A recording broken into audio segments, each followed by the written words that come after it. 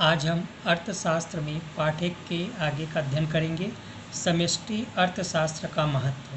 पहला है जटिल समस्याओं का अध्ययन।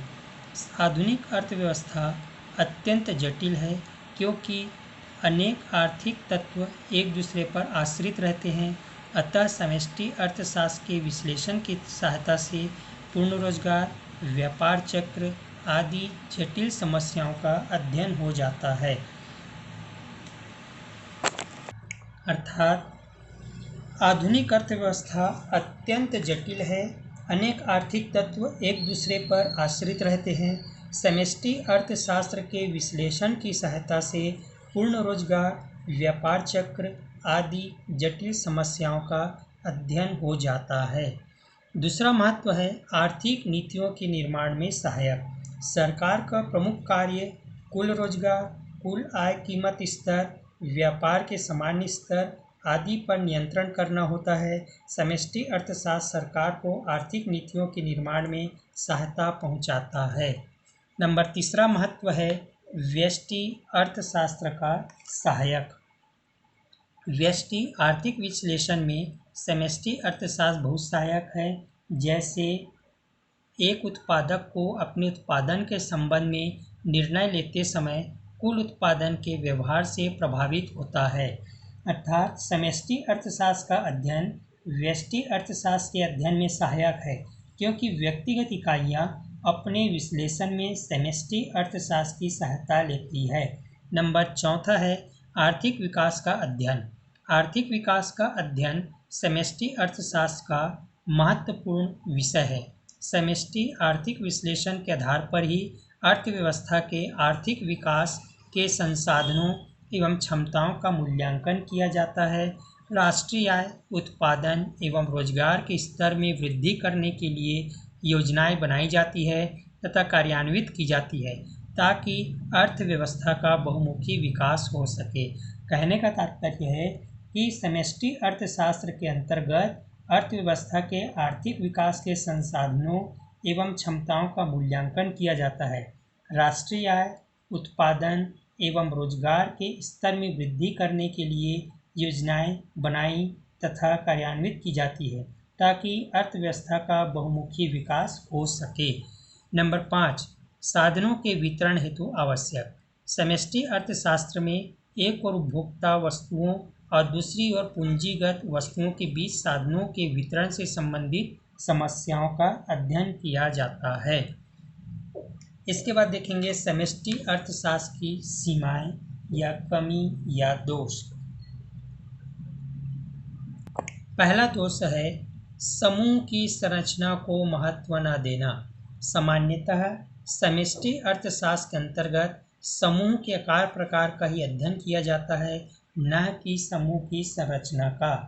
कहने का मतलब है कि समष्टि अर्थशास्त्र के अंतर्गत समूह के आधार पर भविष्यवाणी करना अथवा सुझाव देना तब तक सही नहीं है जब तक समूह की बनावट एवं उसके अंगों के स्वभाव तथा परस्पर संबंध की समस्त जानकारी हासिल न कर ली जाए। दूसरा दोष है निष्कर्षों का व्यवहारिक न होना। समष्टि अर्थशास्त्र में संपूर्ण मात्राओं का अध्ययन किया जाता है, लेकिन समूह के आर्थिक विश्लेषण के आधार पर निर्मित नीतियाँ कभी कभी गलत परिणाम दे देती है। नंबर तीसरा दोष है समूह की इकाइयाँ व्यक्तिगत इकाइयों का ही सही प्रतिनिधित्व नहीं कर सकती है। समष्टि अर्थशास्त्र की अंतिम सीमा यह है कि समूह की इकाइयाँ व्यक्तिगत इकाइयों का सही प्रतिनिधित्व नहीं कर सकती है। इसके बाद अब व्यष्टि अर्थशास्त्र और समष्टि अर्थशास्त्र में क्या अंतर है ये देखेंगे। पहला है विषय सामग्री। व्यष्टि अर्थशास्त्र में व्यक्तिगत आर्थिक इकाइयों का अध्ययन किया जाता है, जबकि समष्टि अर्थशास्त्र में संपूर्ण अर्थव्यवस्था का एक समग्र इकाई के रूप में अध्ययन किया जाता है। दूसरा तेजी और मंदी। व्यष्टि अर्थशास्त्र में व्यक्तिगत फर्म, उद्योग या व्यापारिक इकाइयों में तेजी व मंदी की विवेचना की जाती है। तेजी व मंदी का मतलब है उतार व चढ़ाव। जबकि समष्टि अर्थशास्त्र के द्वारा संपूर्ण आर्थिक मंदी का तथा आर्थिक तेजी का स्पष्टीकरण किया जाता है।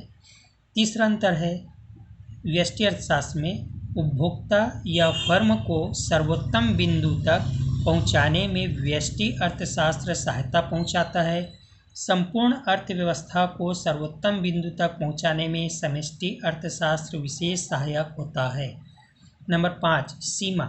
व्यष्टि अर्थशास्त्र का क्षेत्र सीमा, विश्लेषण आदि पर आधारित नियमों तक सीमित है, जबकि समष्टि अर्थशास्त्र का क्षेत्र राष्ट्रीय आय, पूर्ण रोजगार, राजस्व आदि संपूर्ण अर्थव्यवस्था से संबंधित समस्याओं के विश्लेषण से व्यापक है।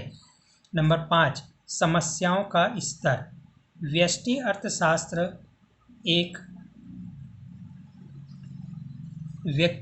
एकमात्र व्यक्तिगत समस्याओं का ही समाधान प्रस्तुत करता है, जबकि समष्टि अर्थशास्त्र संपूर्ण अर्थव्यवस्था की समस्याओं का विश्लेषण कर समाधान प्रस्तुत करने का प्रयास करता है।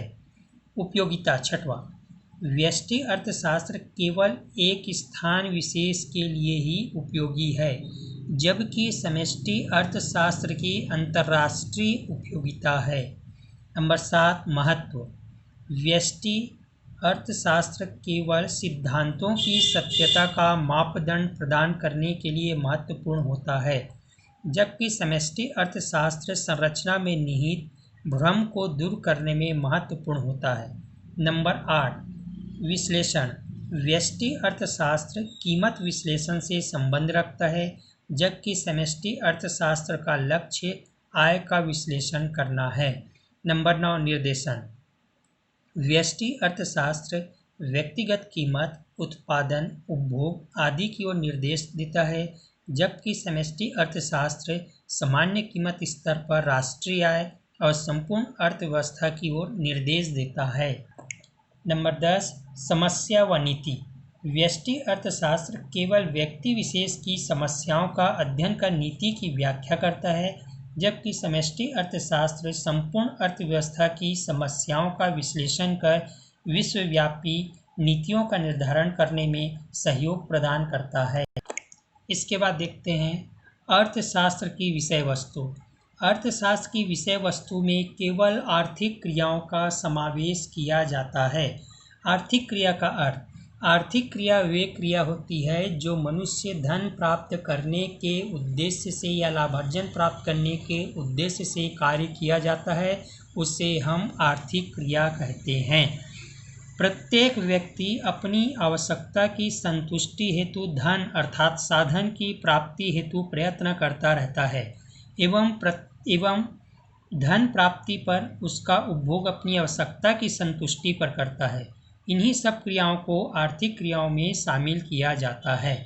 आधुनिक अर्थशास्त्री प्रोफेसर बोल्डिंग इसके विषय वस्तु में निम्न 5 मदों को शामिल करते हैं, जिसमें पहला है उपभोग। उपभोग एक आर्थिक क्रिया है जिसके द्वारा मानवीय आवश्यकताओं की संतुष्टि के लिए वस्तुओं एवं सेवाओं की उपयोगिता का प्रयोग किया जाता है, जिसकी उपयोगिता मूल्य को उपभोक्ता द्वारा चुकाया जाता है। दूसरा उत्पादन।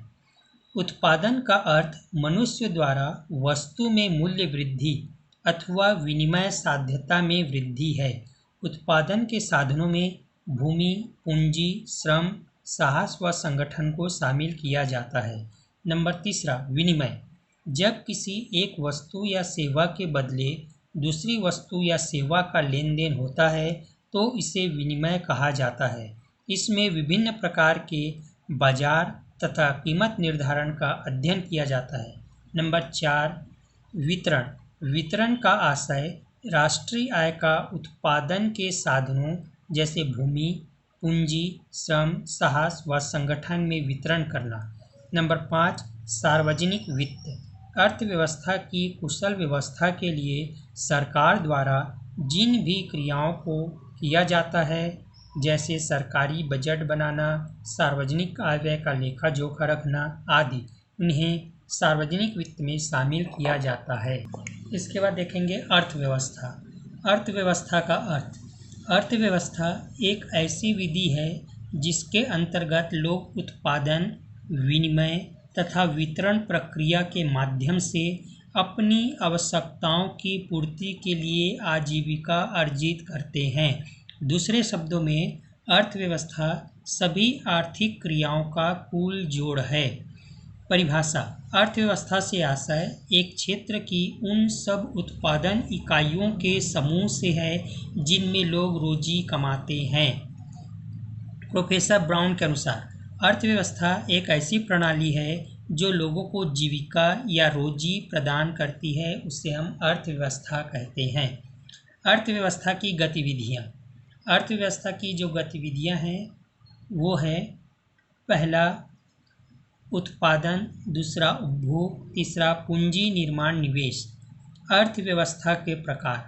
अर्थव्यवस्था के प्रकार में पहला है साधारण अर्थव्यवस्था, जटिल अर्थव्यवस्था, पूंजीवादी अर्थव्यवस्था, समाजवादी अर्थव्यवस्था, मिश्रित अर्थव्यवस्था, बाजार अर्थव्यवस्था, बंद अर्थव्यवस्था, खुली अर्थव्यवस्था।